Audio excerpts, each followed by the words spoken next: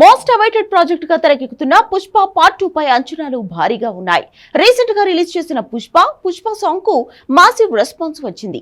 దీంతో ఈ సినిమా నుంచి సెకండ్ సాంగ్ రిలీజ్ కు ప్లాన్ చేస్తున్నారు. ప్రస్తుతం ఎక్కడ చూసినా పుష్ప సాంగ్ మాత్రమే వినబడుతోంది. పుష్ప గాడి దెబ్బకు సోషల్ మీడియా షేక్ అవుతోంది. పుష్ప అంటూ ఊగిపోతున్నారు జనాలు.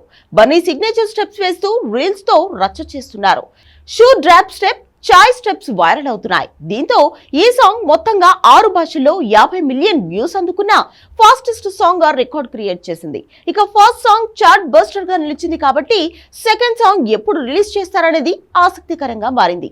లేటెస్ట్ గా పుష్ప 2 నుండి రెండో పాటను జూన్ నెలలో రిలీజ్ కు ప్లాన్ చేస్తున్నట్లుగా తెలుస్తోంది. మే 1న ఫస్ట్ సాంగ్ రిలీజ్ అయింది కాబట్టి నెల రోజుల గ్యాప్ లో ఈ పాటను రిలీజ్ చేయడానికి రెడీ అవుతున్నారట.